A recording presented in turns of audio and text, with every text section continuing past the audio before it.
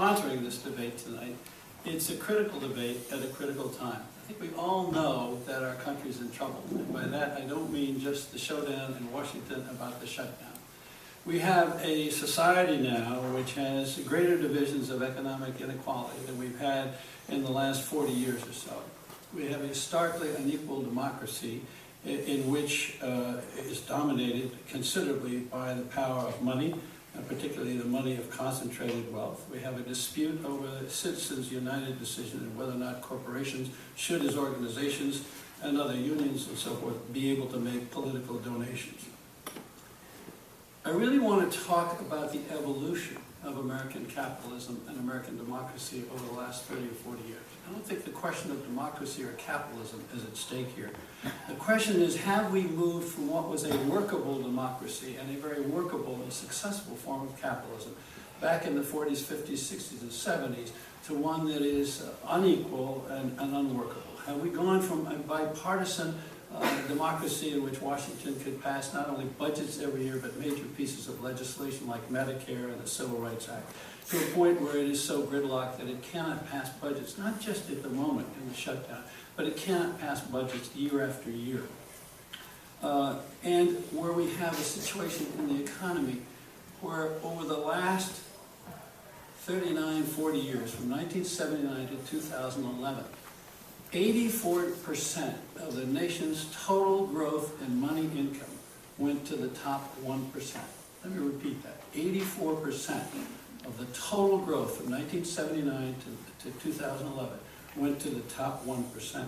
Where not just Paul Krugman and Joe Stiglitz, economists on center left, but Citibank said we are now witnessing the greatest inequality of any major power since 16th century Spain.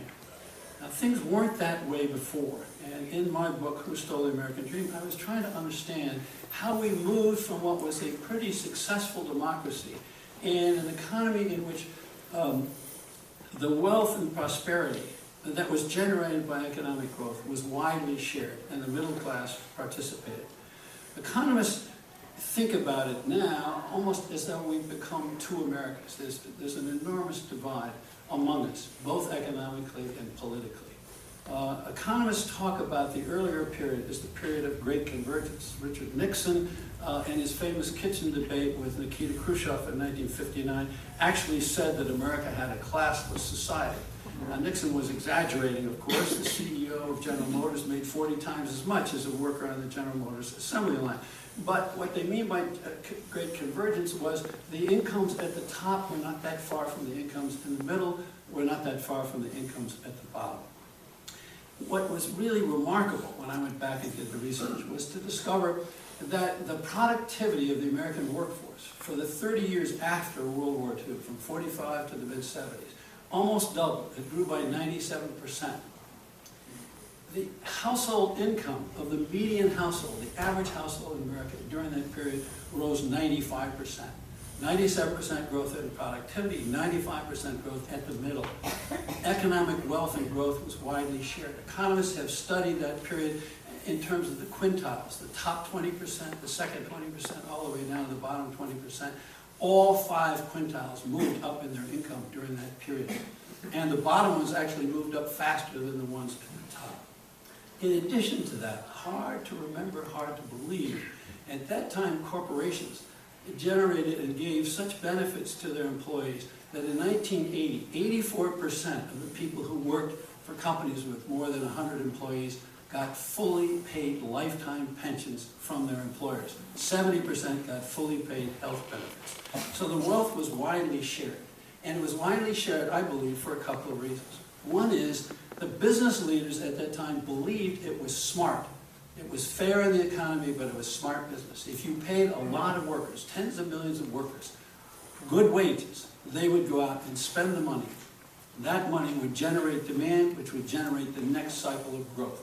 Economists call that the virtuous circle of growth.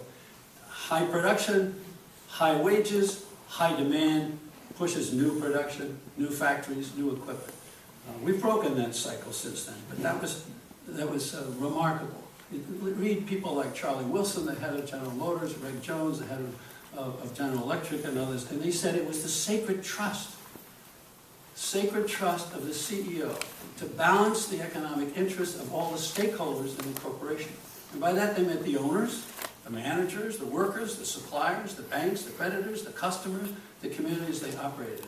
They balanced that. They also considered it insider trading for them to trade in the stock of their own company because obviously they had special information about what their company was going to do. A very different ethic than we have today. It was also a time of middle-class power. A very strong labor movement able to counterbalance the power of large corporations. A women's movement that said women are being paid 41% of what men are being paid for the same work. A consumers movement that demanded improvements in the quality of products. Ralph Nader wrote a book saying GM and other American automakers were making cars that were defective. Brakes were failing, axles were failing, tires were exploding, people were getting hurt and killed in accidents caused by the industrialists themselves. And so there was pressure on the government and therefore pressure on industry to improve and protect the consumers more. There was an environmental movement. There was a peace movement. The middle class exercised power and had tremendous influence on Washington. Environmental movement, 20 million people in April of 1970 went and demonstrated on Earth Day. Demanded the cleaning up of the water and the airways. And guess what? Within a year, Congress passed the Clean Air Act, the Clean Water Act, the Safe Drinking Water Act, the Anti-Toxic Substances Act, all signed by that great environmental president, Richard Nixon. Why did Nixon do it? Because of practical politics. That was from Bill Ruckelshaus. Now, what happened? What happened to that picture? We had a watershed. And I thought the watershed, as a reporter for the New York Times, I thought the watershed occurred under Ronald Reagan in the early 1980s. When I went back and checked the history, I found that it actually started in 1978 under Jimmy Carter and the Democrats. What happened was a backlash among the business leaders who had felt the pressure from the consumer movement, the women's movement, the labor movement, the environmental movement. Lewis Powell, named to the Supreme Court by Richard Nixon, was so disturbed that he wrote a memo, so disturbed about the middle class power, about the increasing regulation of business, wrote a memo to the U.S. Chamber of Commerce, which they circulated to business leaders around the country, and said, business, you're being taken to the cleaners in the political arena. You need to organize, you need to move to Washington, you need to pool your money, you need to develop a long-term plan. And what's astonishing is that happened, not because Powell was so influential, but because there were a lot of business leaders who were frustrated. We had the revolt of the bosses. There were 175 companies that had offices in Washington in 1971 when Powell wrote his memo. 8 years later, there were 2,400. There were 50,000 people working for business trade associations. There were 9,000 registered corporate lobbyists. And that army, Powell's army, went to work. And under Carter, they blocked labor legislation. They blocked Consumer Protection Bureau that was wanted by Ralph Nader and the consumer movement. They got the 401k plan put in place of lifetime pensions from companies that evolved over time. They got the corporate bankruptcy law changed to the advantage of management, so management could rip up labor contracts by going to bankruptcy courts. They got the capital gains tax rate sharply reduced. They got the corporate tax rate reduced, and they began the process of deregulation. Deregulation of the trucking industry, deregulation of the telecommunications industry, and it goes on. Deregulation begins in the banking industry in late 1980, carries on in the early 1980s under Reagan. Just a few minutes left. Right. So what we have is a political power shift that clearly influenced policy in the subsequent years. And in the economy, we moved from stakeholder capitalism to shareholder capitalism. Shareholder capitalism being delivered to the shareholders, and that means pressure on workers' wages. And you begin to see a wedge develop. Workers' wages, male workers' wages, from 1978 to 2011, adjusted for inflation, were dead even. Now remember, that's at the same time that 84% of the nation's monetary gains are going to the top 1%. You begin to see the disconnect between the advance of the economy and the living standard of middle-class Americans. Productivity goes up 80%, average household income goes up only 10%, and mostly because more women work more hours. So what we've seen is a disconnect and a dysfunctionalism coming into our capitalist system over the last 30 or 40 years. largely because of deregulation in government policies, policies that favored corporations and favored the rich, tax policies and other policies, and also because of a change in the mindset of American business leaders and what their objectives were, and actually the teaching in American business schools. And what you we're break left, in. what? Finish your sentence, then I will break in. And what we're left with is an economy that has broken that virtuous cycle of growth. And we're now stuck with very slow growth. And the reason is not lack of capital. The reason is we don't have adequate demand because the middle class consumers are not being paid the same share of the economic pie that they used to be paid at a time of prosperity. It might seem surprising to some that your argument hinges on a Democratic president and a Democratic Congress. And Congress was dominated by Democrats until 1994. So what was it about the Democratic Party which we don't necessarily associate with being pro-business, that enabled this to happen? What happened was, after the Watergate scandal in 1974, there were a number of Democrats who got elected to Congress in 1976 in districts that had previously been Republican. And they were extremely vulnerable to pro-business lobbying. And this is where Powell's army went to work. They went to work on these Democrats, particularly in the House of Representatives, to move them. And what's interesting is you actually see, under Nixon and Ford, Republican presidents, you sort of had an anti-business Congress, which was passing a lot of regulatory legislation. And in the late 70s, under the Democrats, you begin to see deregulation start. And it has to do with this power shift. And it has to do also with the influence of lobbyists. I mean, I talked to Tip O'Neill about this, the former Speaker of the House, and he said to me, I've never seen a lobbying blitz like this in all my years in Congress. So this was the birth of modern lobbying in terms of the Washington power game. You begin to see it in the late 1970s. And the concentration of power, the ability of businesses to be able to target specific members of Congress and to rally business leaders in the districts of those specific members of Congress was enormously effective. We now take that kind of lobbying for granted. But prior to that, we did not have anything like that. So partly was their vulnerability, partly was the effectiveness of Powell's army. Thank you very much. I'm going to turn the floor over to Mr. Brook. Thank you. Good evening. It's great to see a packed house. Thank you, and thank Fort Hope Forum for putting this on. I find myself in a difficult position here. My political philosophy is so different than Mr. Smith's political philosophy that I have to somewhat backtrack before I challenge the history, the causality, and the facts, which 90% of which I disagree with, that we just heard. So I'm not going to cover, I'm not going to be able to get to all of that, so I encourage you to ask questions in the Q&A about inequality, about the causal relationship, and so on. So it should be fun. Power and money. So what are we talking about here? What kind of power? What does money have to do with this? What power does money actually represent? What power are we concerned with? Why is power a bad thing? So let me tell you what kind of power I'm concerned with. I believe is bad. I believe needs to be limited. That is the power to coerce. I think what makes a civilized country civilized, what makes a free country free, is when we limit or eliminate the power of individuals to coerce each other. A civilized country is a country in which we eliminate the power of individuals to coerce, to force, to use physical force on one another. Now, what is the entity in human history most responsible for coercing individuals? Well, it's government. And of course, the founders of this country recognize that. And that's why they wrote a constitution. To limit the power of government. Government, by its very nature, is force. Government is the power to coerce.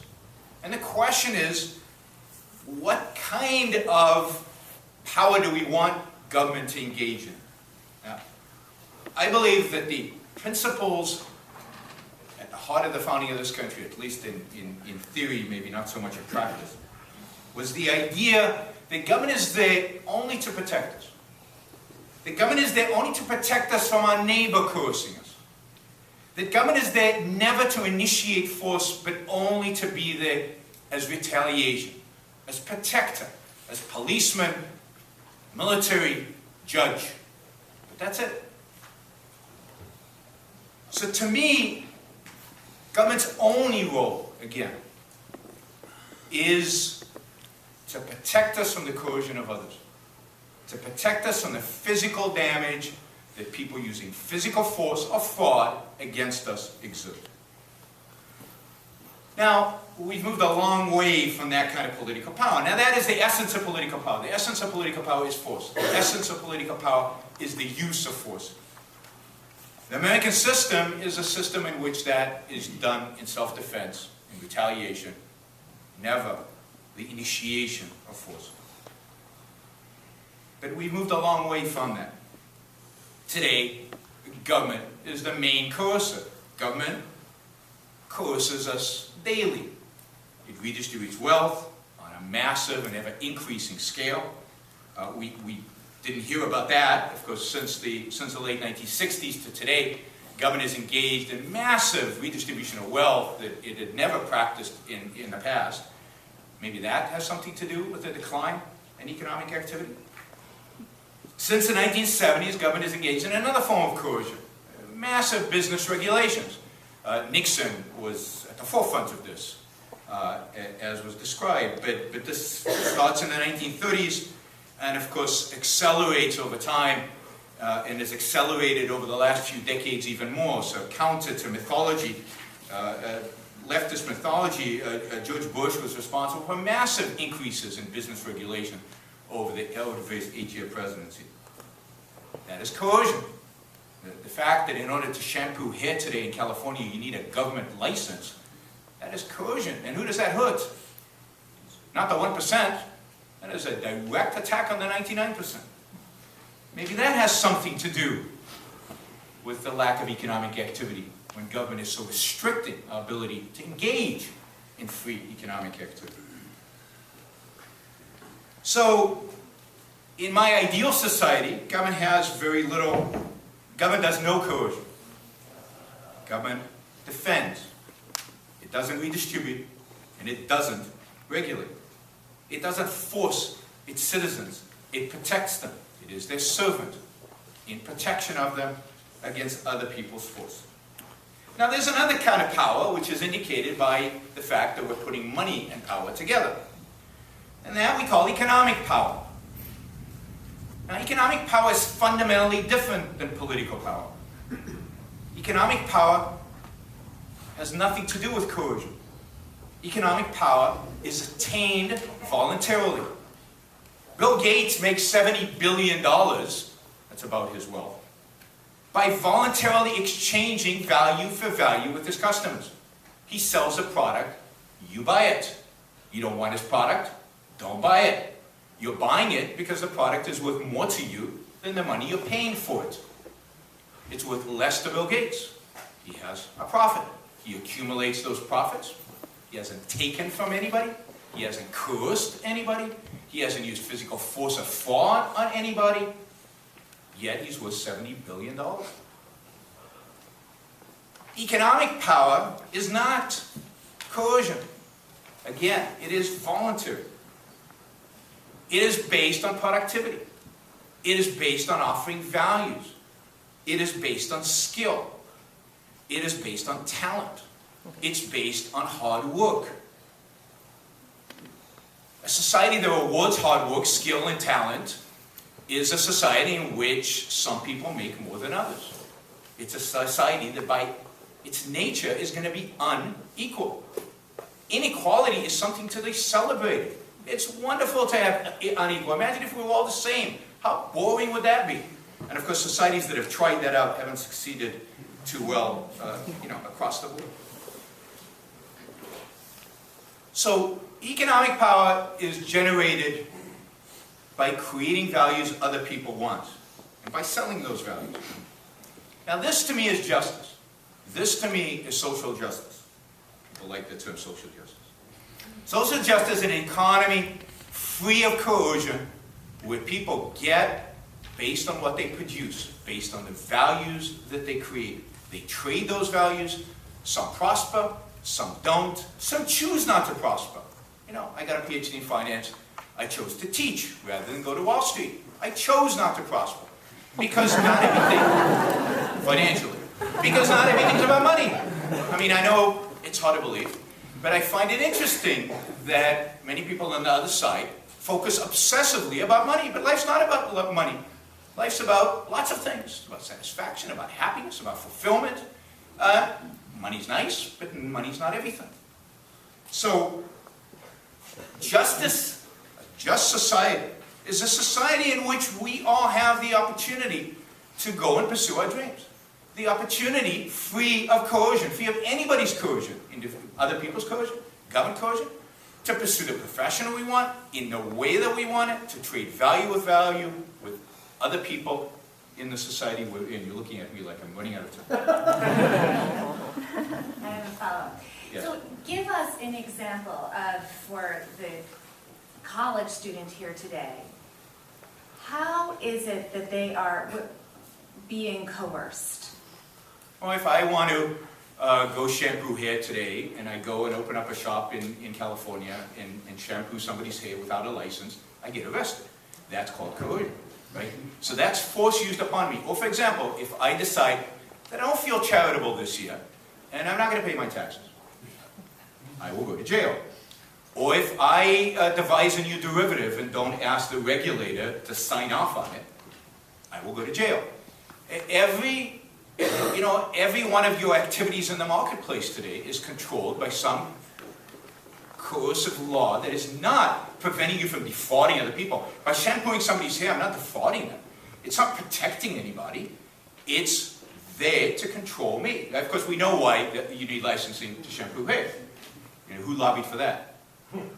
People who already shampoo hair. They don't want competition. Licensing laws all over the place. Licensing laws are always lobbied for by the people who are established because they don't want the competition from other people. So, my view, laws should protect us against crooks, criminals, fraudsters. That's it. Not against bad decisions, not against bad judgments, not against ignorance.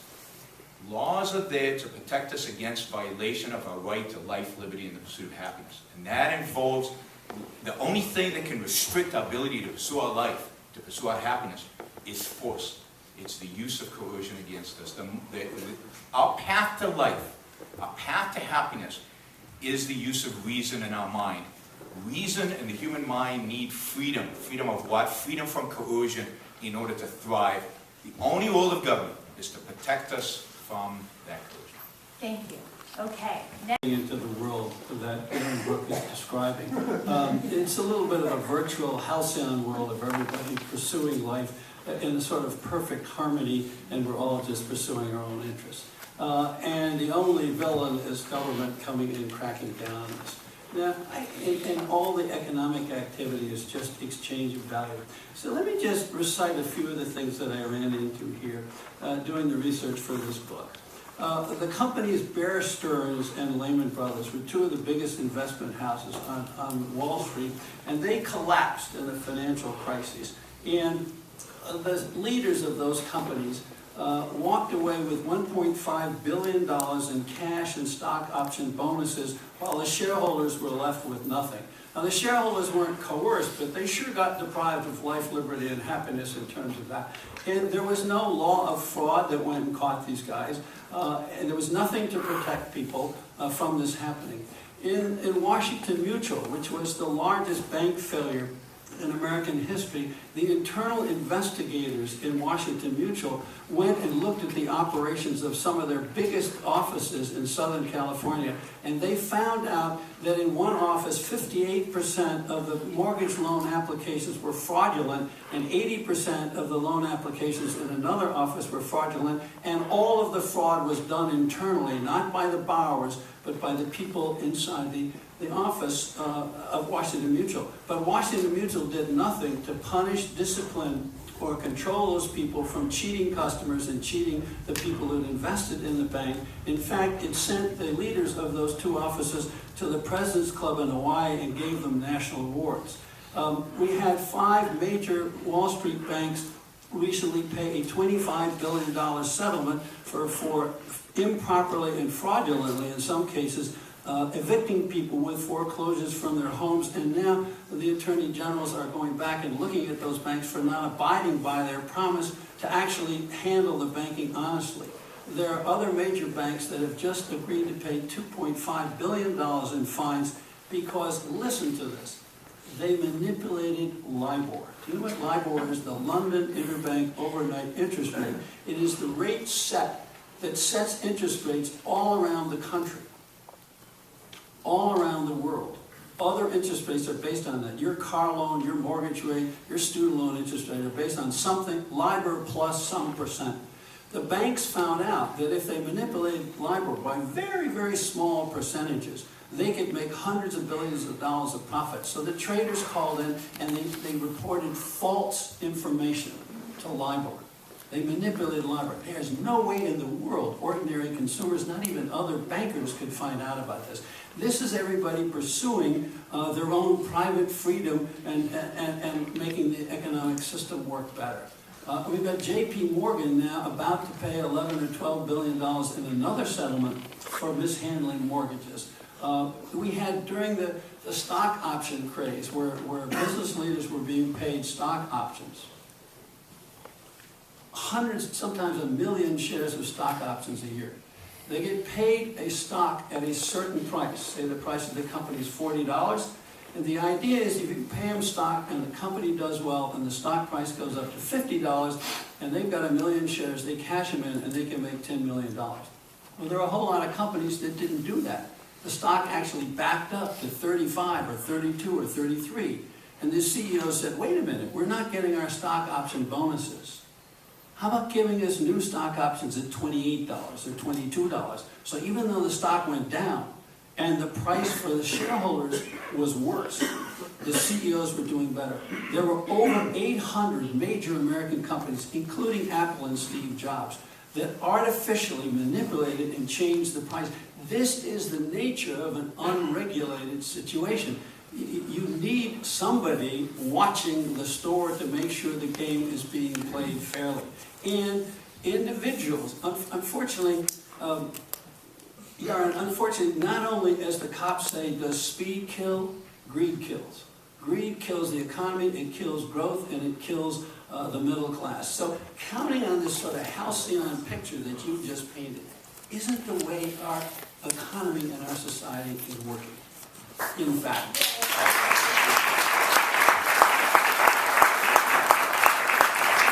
So, of course it's not working.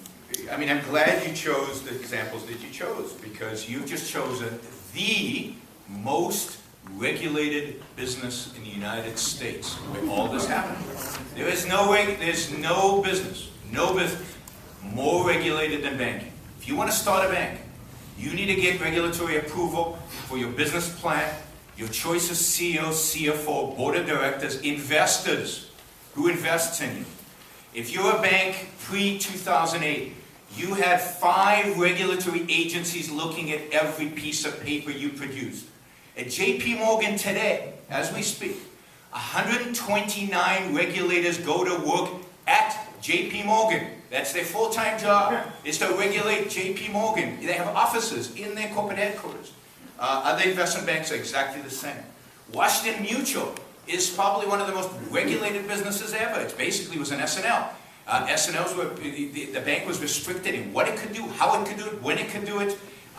You know, it always surprises me. Why does all the fraud always come to particular industries? And it's because it always comes to those industries that government controls, creates perverse incentives, and all the bad guys show up to take advantage of the perverse incentives.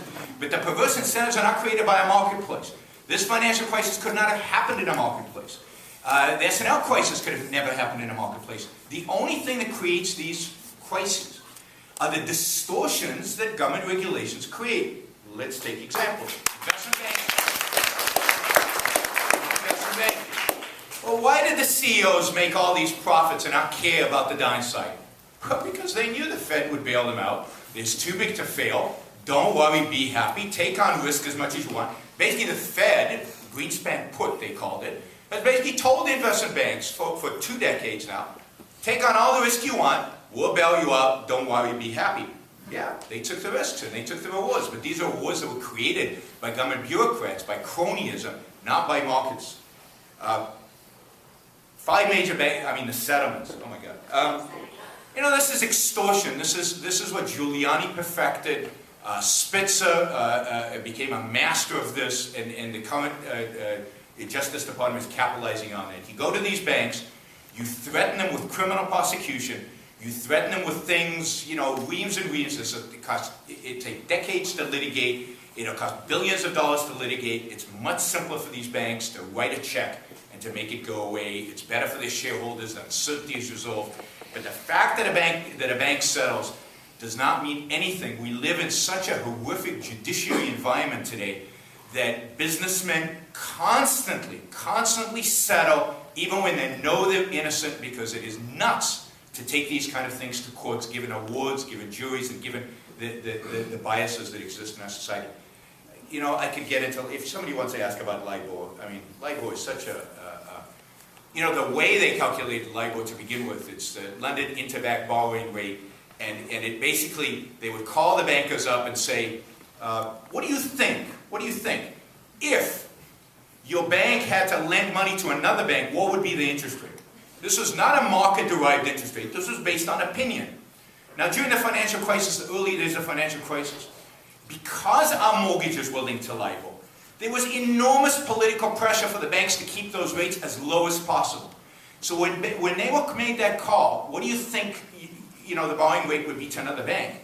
If the bankers had told the truth, which was that interest rates were very high because all the bankers were afraid to lend and borrow to each other because of the uncertainty, LIBOR would have skyrocketed, your mortgage rates would have gone through the roof, and the political pressure on them was incredible to keep those rates low. So guess what? They lied, which the bankers do when politicians tell them. You know, and we could go on and on with these things. You know, stock options. Stock options are one of, in my view, one of the greatest creations that American capitalism has created. They are terrific instruments that tie the performance of CEOs to shareholders, to firm performance. And they resulted in the fact that if you look at CEO pay and its relationship to performance, during the period of stock options, there was a very, very, very close relationship between the two. If you look at empirical evidence, after empirical evidence, in the finance literature, in the 40s, 50s, and 60s, there was very little relationship between stock market performance and CEO pay. In the 80s and 90s, there was a very strong relationship between CEO pay and market performance. That's why shareholders kept voting these stock options in, because it was good for the shareholders. CEO pay generally, this is, you know, CEO pay generally divided by market value. If you take CO pay divided by the market value of the companies they run, was higher in the 40s and 50s than it is today. The reason CEOs make so much money today is because they run companies that are so much more valuable. And they run companies that are so much more valuable because they've been so good at it. They've been so good at it in terms of creating value. If you look at American business, I mean, this was kind of brushed over, but remember what the 1970s were like. Stagflation. The American economy was going in a tailspin. American business was losing market share massively to foreigners. We were inefficient, unproductive. American businesses were worth very little. They were conglomerate, they were inefficient. CEOs didn't make maybe a lot of money cash-wise, but they enjoyed running a big conglomerate and going to the nice parties. What happened with stock options was you got a restructuring of American business, the wonder of the hostile takeovers of the 1980s. I know you think this is horrible, but the so-called junk bonds of the 1980s, that was the restructuring of American business. And what happened is when we went from an inefficient conglomerate structure in the 70s to the most efficient companies in the world during the 1990s. And that happened because of things like stock options and financial innovations that produced some of the best companies in the world in this country. Thank you. Okay, we can have a little bit more back and forth. Well, Lynn, I really want to talk about deregulation, but just on stock options for a moment. The idea actually of pay performance, which is what stock options is, was actually first articulated by Michael Jensen, an associate professor of Harvard Business School. About 15 years later, Jensen looked at the market and said it had been so badly manipulated by corporate leaders in which corporate performance actually went down in lots of cases instead of up, but they still picked up lots of stock options, that Jensen himself called it managerial heroin. In other words, managers were addicted to it, and it wasn't generating what Yaron just said. But let's talk about this idea of the financial markets being the most regulated of all. If you go back to 1980, the first thing that got deregulated was the interest rate on first mortgages. Up until that time, there were state usury laws that put a limit on what banks could charge on first mortgages. In 1980, the Congress passed a law that deregulated that. So we're moving in the direction that Yaron says we should move in, towards deregulation, let the businesses do what they want. In 1982, under Reagan, Congress passed a couple more laws. There used to be a regulation in the law that said homeowners had to put down 20% down payment when they bought a home. A law was passed that year which allowed 100% financing of homes. It's led to a lot of the risky subprime loans that wound up by blowing up in our faces. Now, the argument was that the self-interest of the bankers would protect them from making loans that were unwise and would cause the banks trouble and would cause the financial system trouble.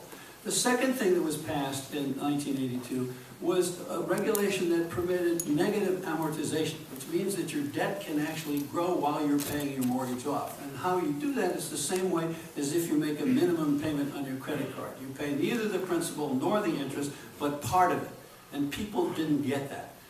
There was also a regulation passed that allowed adjustable rate mortgages. This was going to be a freer market. Now, this is the market that Yaron says has been increasingly regulated. I'm sorry, all these steps are deregulatory steps being taken across the board for those banks. In 1984, Congress passed a law which set up the secondary mortgage market, which allowed the mortgage banks that originated the mortgages, who used to hang on to the mortgages and make their money through the interest payments that people made on their mortgages, to sell them off and incentivize them to charge high fees at the initiation and the origination of the mortgages and sell off the risk to somebody in Wall Street. Wall Street got a hold of those mortgages, began packaging them, securitizing them, chopping them up in various different packages, and selling them to investors around the world. Then we had a regulator, in name only, who happened to be a follower of the same philosophy of Yaron Brook, Alan Greenspan, and he believed in the market. He said, free the market, don't regulate. There may be 129 guys in there, but don't have them do anything. And one of his fellow Federal Reserve Board members said in 2004, you know, the subprime market is getting out of control. There are a whole lot of 100% mortgages being issued to people who can't pay them back. It's going to blow up in our faces and disturb the financial system. Maybe we should regulate that. Greenspan said, no, the banks are not going to do anything against their self-interest. We can trust the free market. In 1998, Brooksley Bourne, who was chair of the Commodity Futures Trading Commission, said, we better look out for the derivatives market. Tens of trillions of dollars are being built on these collateralized debt obligations, which is what these pools of mortgages were called. And we're building a castle in the sky. It's a house of cards. We need to regulate it. Not only did Alan Greenspan say no, but Robert Rubin, the former co-chair of Goldman Sachs from Wall Street, said, no, Wall Street will take care of itself. Greenspan said, no, this will all work out fine. Trust the banks. Kaboom. 2000. This is not a highly regulated market. This is, the details may have been regulated down in the interstices, but the basic strategies were not being regulated at all. The bond rating agencies were not being regulated. They were blessing all these securities that were being sold to investors without actually investigating. There was not a good job being done at all. And after the market exploded in 2008, our friend Mr. Greenspan was called up to Congress after he'd left the Federal Reserve and was asked to talk about what had happened. And in one of those rare public comments, Greenspan, putting it rather gingerly, said, I was shocked to find a flaw in my thinking. And what he meant and said was, my thinking about the free market working fine on its own, and you can trust the banks to look out for their own self-interest. And he said, and these are his words, that cast doubt on his deregulatory policies. Now, this is a man who was in office for 20 years, and that's what he has to say about what Yaron Brook is advocating right now.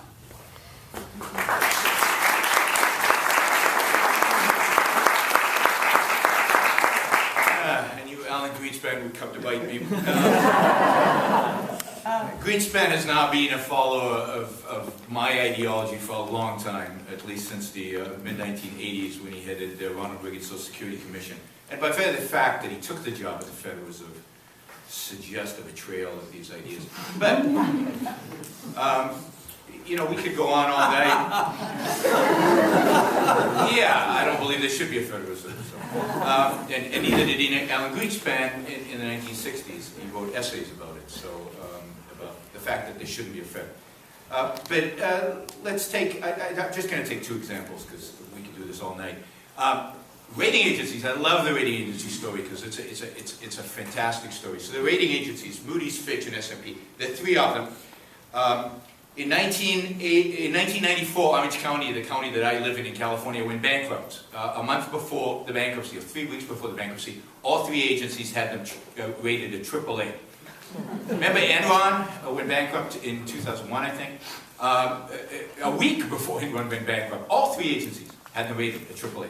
Now, when you perform that poorly in a market economy, what happens to you? You lose market share, you go out of business. You get destroyed. Three rating agencies just grew and grew and grew to the point where they were powerful. By the way, they're still growing. Why is that? And as an economist, you have to go and say, what's going on here? This is a market failure? How can this happen? Well, it turns out, not surprisingly, that there are only three rating agencies, because there are only three rating agencies allowed. The SEC allows three rating agencies. Only those three. Nobody can compete with them. Nobody can compete with them. You need SEC approval to rate. Oh, but you say, if you're a good economist, you say, but wait a minute, but if they're bad, why does anybody use them? Aha! ERISA, a law passed in the early 1970s, another one of Nixon's wonderful laws, that says that pension plans and insurance companies, when they invest, have to invest in securities that are rated. By whom? By the three rating agencies that the SEC approves. So this is a government monopoly, created by government, held together by government, because they have a built-in audience because of ERISA. They'll never lose their customers. And they just, they screw up over and over and over again. The market never punishes them because there is no market. And this is true throughout this crisis. Every time you peel another layer, there is a government control, there is a government regulation, there is a government entity that created the incentives to create the problem. I found it surprising that you mentioned that the 1980s created the secondary market in mortgages, because that's just not true. Fannie Mae was created in the late 1930s and flourished through the 40s and 50s and 60s, and its whole job was to create a secondary market in mortgages. That was the purpose of its creation, to buy the mortgages from banks, to encourage banks to give out more mortgages. This is a housing policy, government housing policy. This is not a free market, government housing policy. In the 1960s, they added Freddie Mac to Fannie Mae, another government entity, to do the same thing. And they increased their mandate. They demanded that they do more of this, that they buy up more of these mortgages. And indeed, you can pinpoint the point in which bankers could not be relied upon anymore to do, because when did these crazy mortgages come about? You didn't have these mortgages in the 90s, even though these laws were passed in the 80s. You suddenly got them in 2000s. And what happened was that the Clinton administration told Freddie and Fannie, you guys have to start getting much more involved in subprime lending, and the Bush administration reinforced that. You guys need to get to the point where you're, in a sense, buying up 50% of all these subprime loans. And Freddie and Fannie basically went to the bank. And people forget that in the early 2000s, Freddie and Fannie books were such disaster that they had to stop reporting their quarterly earnings. They didn't report financial statements. They had to be audited. There was massive fraud there, which nobody's gone to jail for, but the government entity, so who would go? Freddie and Fannie went to the banks and said, we'll buy anything you guys produce. Don't worry, Washington Mutual, don't worry about paperwork. We'll buy it all. We'll securitize it because we have a government mandate that we have to fulfill and we have to live up to. Talk about pay, the people who ran Freddie and Fannie, the amount of pay they made. And they will run like government entities, so that they raised money at the risk-free rate, because everybody assumed that they would be bailed out by the government, so the bonds of Freddie and Fannie were like government bonds. And indeed, of course, they were. They were bailed out by the government, and they are today in receivership. run by the government. Today, by the way, they buy 95% of all the mortgages in the United States. If you think there's a healthy housing market out there, that healthy housing market is because basically government-guaranteed institution is buying up 95% of all the mortgages. What we have today is one of the most perverse economic structures we've ever seen in the West. I know that our audience